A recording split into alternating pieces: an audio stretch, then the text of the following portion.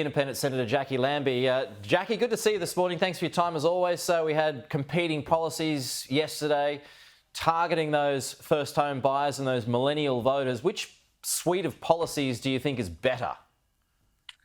Oh dear, you always know when there's an election on, don't you? Honestly, get out the popcorn, Pete. First of all, let me get this right. So the blue team, the Liberals, they're going to have a one-off tax excise. So we're going to go, reduce our taxes on our fuel for 12 months. Then, whoop, that stops. And what we're going to do, then we're going to give the tax cut, but that's a one-off for the next 12 months after that. I'm thinking, oh my goodness, I'm not sure where your economic sense is coming from.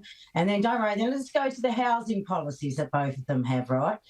You have the Liberal and the Labor team over here. First of all, I don't know where the hell the tradies are coming from. I have no detail of where all these greenfield sites are coming from, mate. But apparently, hot off the tail, I do. And I'll tell you what it looks like because there is so much detail to it, baby. Look at that. There it is. Right? Oh, there it is in one. And then in the meantime, I brought out my wand this morning so I can bring in those tradies, baby. I'm just going to pull them out of my backside. Honestly. You'd think if they were such great policies, wouldn't you have been running with them and selling them 6 months beforehand? It's just like they're just pulling things out.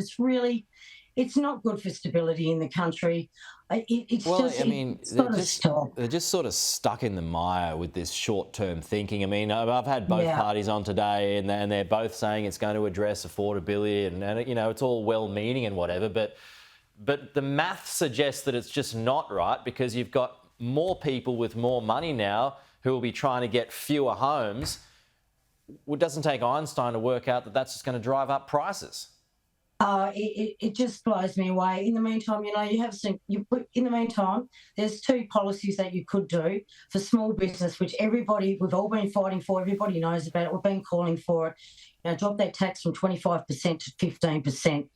And clarify what a small business is. Why can't you do that now and give them some at least give them some breathing space? I hear crickets on small business, mate. Hear crickets, and people know that's a fair go to give them a fair cut. You wouldn't have any opposition against that. That's a nice gesture to give, and instead you're just pulling things from your backside. There's no economic testing. There's nothing on the white paper. You do this on a weekend, on a Saturday night, you embargo a press release out to us and throw it out, before you go to church and confess your sins on a Sunday, mate. I mean, fair go. Yeah. So you've got news poll out today, which has voters thinking it's going to be a minority government in Labor's favour. So then you've got parties such as the Greens that are going to chip in with their own policies, including free university and free TAFE today, only $46 billion worth there. I mean, is it? I know I've asked you about this before, but how does the next 3 years look if it's minority in favour of Labor?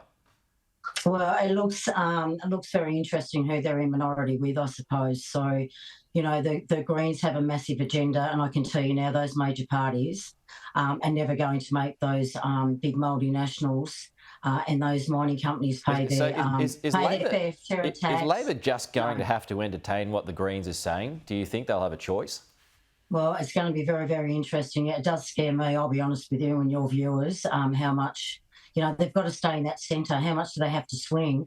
And the way that the Greens are planning, my God, talk about blowing out an economy. They've got a whole new scale, considering, the Labor and Liberals leaders looking good considering what they're bloody offering out there. Where's the money coming from, mate? Some common sense. How's the Jacqui Lambie network looking, Jacqui, and Glenn Colomets? Yeah, Glenn's looking very well. Yeah, I was up there at the Sydney Royal show there for a couple of days. That was great. You got stuck looking for your car or something like that? I've got my moles. Yeah, we got the Lambie out there, baby. Yeah, the army bloke there. He's an officer, right? We decided to walk through somewhere we shouldn't. We walked through a heap of long grass. We had to end up walking along the highway. I'm sure people thought it was spectacular, and then climbing this big fence. And unfortunately, somebody may have ripped their jeans between their legs and got their bits and pieces down there stuck on the fence, which was absolutely... I couldn't help him, mate, because I was down there. I was just laughing my butt off. Yeah. So anyway, we don't have Comcare in the Jacqui Lambie network, so you just have to suck it up. Yeah.